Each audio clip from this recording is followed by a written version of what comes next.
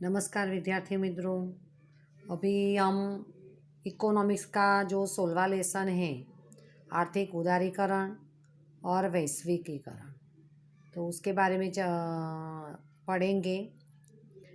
हमारे देश ने आज़ादी के बाद तुरंत विकास के लिए प्रयत्न किए। उसके लिए बहुत सारी उस समय पंचवर्षीय योजनाएं भी बनाई थी।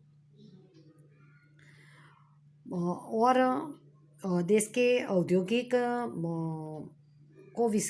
विकास हो, औद्योगिक क्षेत्र का।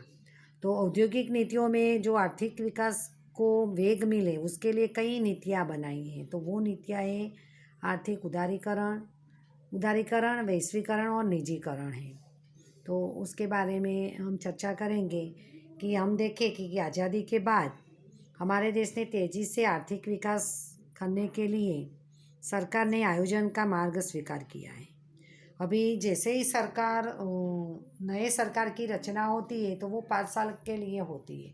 तो 5 साल के लिए पहले आज़ादी के बाद तुरंत पंचवर्षीय योजनाएं का अमल करते थे। वो पंचवर्षीय योजना में 5 साल के दरमियान सरकार क्या क्या काम करने वाली है, उद्योग लक्षी, खेती लक्षी, सभी क्षेत्रों के विकास के लिए कौन सी नीतियाँ बनाई गई है, वो सब पहले से ही उसका आयोजन करती थी। लेकिन अभी मैंने पहले भी बताया कि पंचवर्षीय योजनाओं की जगह नया नाम दिया गया है नीति आयोग।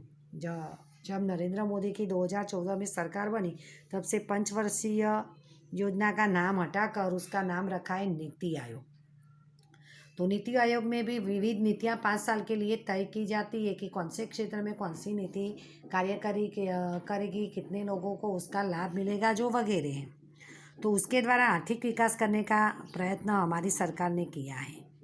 तो इसके लिए वित्तीय नीति यानी पैसों से रिलेटिव नीतियाँ हमने देखा कि जब मोदी जी की सरकार आई और एक नोटबंदी की थी, और उसका उद्देश्य था कि देश में से जो काला धन है उसको वापस खींचना था।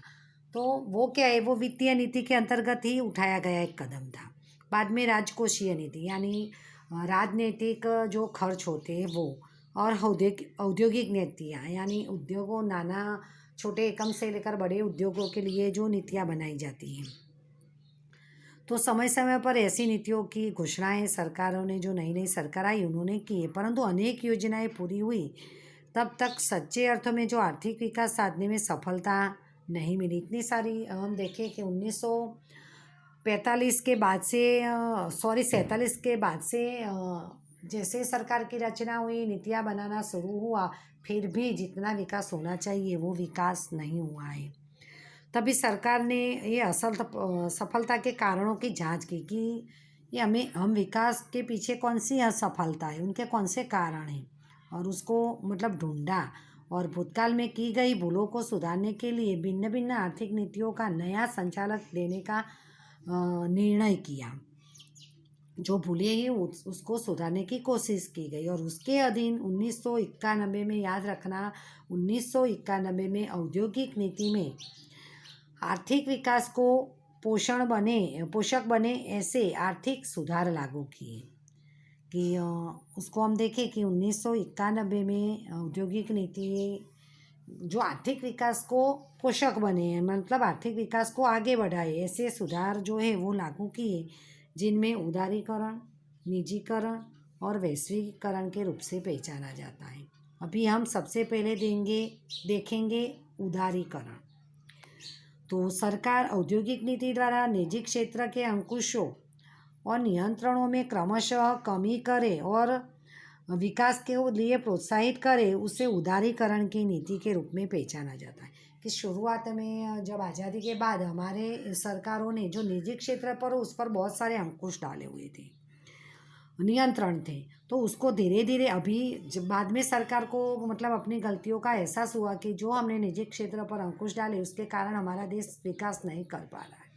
तो वो अंकुश और नियंत्रण धीरे धीरे करके जो कम किए और विकास के लिए उनको प्रोत्साहित किए, उसको बोलते हैं उदारीकरण। याद रखना, उदारीकरण किसे कहते हैं। तो औद्योगिक नीति द्वारा जो निजी क्षेत्र पर जो नियंत्रण थे, अंकुश थे, उसको धीरे धीरे करके कम करके उनको प्रोत्साहन देने का जो काम किया, उसको कहते हैं उदारीकरण। अभी शुरुआत के हम देखें कि उदारीकरण के अधीन जो आर्थिक सुधार अपनाए गए थे वो मुख्यतः निम्नानुसार है। शुरुआत में जो उदारीकरण के अंतर्गत जो सुधार हुए थे वो हम देखेंगे कि 18 उद्योग सार्वजनिक साहस के लिए आरक्षित थे। देश के 18 उद्योग जो बड़े बड़े हैं हमने देखे थे उस समय के, तो हम देखेंगे रेलवे है, संरक्षण है, बिजली है, ऐसे बड़े बड़े जो उद्योग है वो सार्वजनिक साहस के यानी सरकार की मालिकी के थे। और उनके अलावा अन्य उद्योगों के लिए परवाना पद्धति को समाप्त कर दिया गया था, यानी परमिशन जो लेना है वो पद्धति को दूर किया था। बाद में रेलवे, अणु क्षेत्र और संरक्षण के सिवाय सभी क्षेत्र निजी क्षेत्र के लिए खोल दिए गए थे। अभी 3 क्षेत्र देखो, रेलवे, अणु क्षेत्र और संरक्षण। अणु क्षेत्र और संरक्षण तो आज भी सार्वजनिक साहस यानी सरकार हस्तक है, लेकिन ये रेलवे का अभी खानगीकरण हो गया है, निजीकरण हो गया है। तो अभी तो ये 2 क्षेत्र ही सरकार के अंतर्गत रहे, बाकी सब रेलवे भी निजी क्षेत्र के लिए खोल दिया गया है। उद्योगों के लिए अनिवार्य पंजीकरण प्रथा रद्द कर दी गई, यानी कोई भी उद्योग हो तो उसको पहले पंजीकरण करवाना पड़ता था, जो वो प्रथा थी वो रद्द की है। प्रदूषण न फैले और पर्यावरण के लिए खतरा न हो ऐसे उद्योग स्थापित करने के लिए केंद्र सरकार की मंजूरी प्राप्त करने की व्यवस्था को भी रद्द कर दी गई। पहले ऐसी व्यवस्था थी कि पर्यावरण को नुकसान हो और प्रदूषण फैले, ऐसे औद्योगिक एकम हो तो उनको स्थापित करने के लिए पहले केंद्र सरकार की परमिशन लेनी पड़ती थी, तो वो प्रथा भी रद्द की कर दी गई है।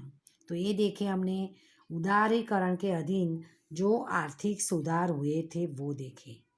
अभी हम देखेंगे उदारीकरण के लाभ। इस साल बोर्ड की एग्जाम में एक प्रश्न पूछा गया था, उदारीकरण के लाभ और हानि, लाभ यानी लाभ और गैर लाभ पूछे गए थे।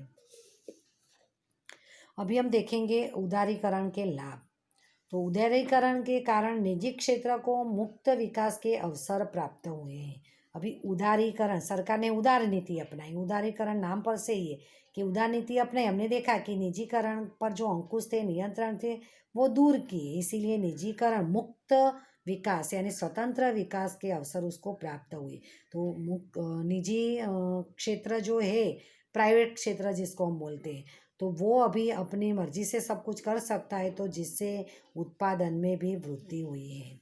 अभी आप सब, हम सब जानते हैं कि सरकारी कोई संस्था हो और प्राइवेट संस्था हो तो किसमें काम और अच्छा क्वालिटी अच्छी रहती है, तो सबको पता है कि प्राइवेट में रहती है, क्योंकि उस पर ज़्यादा ध्यान दिया जाता है। सरकार में जो होते हैं वो काम करने वाले कामचोर होते हैं। उदारीकरण की नीति को स्वीकार करने से विदेशी व्यापार को बल मिलना शुरू हुआ है और विदेशी व्यापार में वृद्धि हुई। अभी हमने देखा कि निजी क्षेत्र पर से जो अंकुश दूर किए, इसलिए उत्पादन में वृद्धि। अभी उत्पादन में वृद्धि हुई है तो जो सामान ज़्यादा होता है तो विदेश में निर्यात होता है, तो उसके कारण उदारीकरण की नीति से विदेश व्यापार, अभी चीज़ वस्तु है तो व्यापार करेंगे ना, तो इसीलिए विदेशी व्यापार अधिक हो रहा है और विदेशी व्यापार में वृद्धि हुई। अभी विदेशी व्यापार में वृद्धि हुई तो हम अपना जो सामान है उसके निर्यात दूसरे देशों में करते हैं, तो उससे हमें विदेशी मुद्रा के आरक्षण में वृद्धि हुई है। हमें अपना सामान दूसरे देश में बेचते हैं तो हमें विदेशी मुद्रा प्राप्त होती है। उदारीकरण के परिणाम स्वरूप देश में आंतरिक ढांचागत सुविधाएं भी बढ़ी है, यानी प्राइवेट सेक्टर जो काम करे उसके अंतर्गत जो आंतरिक सुविधाएं हैं उसमें भी सारी ऐसी बढ़ोतरी हुई है। ये देखे हमने उदारीकरण के लाभ। तो पहला लाभ हमने देखा कि निजी क्षेत्र मुक्त मन से काम करता तो उत्पादन में वृद्धि हुई, उत्पादन में वृद्धि होने से विदेश व्यापार बढ़ा है, विदेश व्यापार बढ़ने से विदेशी मुद्रा हमारे देश में आने लगी है और हमारी आंतरिक जो सुविधा है वो भी बढ़ी है। अभी उदारीकरण के लाभ के साथ साथ हर चीज़ के 2 पहलू होते हैं, अच्छाई भी होती है, बुराई भी होती है, उसी तरह उसके गैर लाभ भी है। तो निजी क्षेत्र पर अंकुश घटने के उपरांत एकाधिकार की बुराई में भी कमी नहीं हो सकी। अभी निजी क्षेत्र है, प्राइवेट सेक्टर पर जो है हमने देखा कि सरकार का कोई हस्तक्षेप नहीं, कोई नियंत्रण नहीं, इसीलिए जो प्राइवेट सेक्टर है पर्सनल मालिकी के जो उद्योग इकाइयाँ हैं तो उस पर एकाधिकार है, यानी उनका वर्चस्व है, वो लोग अपनी मनमानी करते हैं। मात्र औद्योगिक क्षेत्र पर ही ध्यान देने से भारतीय कृषि क्षेत्र में विकास में पीछे रहा। अभी सारी नीतियों में जो औद्योगिक क्षेत्र होता है वो नीतियों में औद्योगिक क्षेत्र पर ज़्यादा ध्यान दिया जाता है। उसके कारण अभी हम सब जानते हैं कि हमारा देश तो कृषि प्रधान राष्ट्र है, लेकिन खेती के पीछे ध्यान इतना, उसके पीछे इतनी नीतियाँ नहीं है, योजनाएँ नहीं है, तो कृषि क्षेत्र पीछे रह गया है। आय की असमानता में वृद्धि हुई है।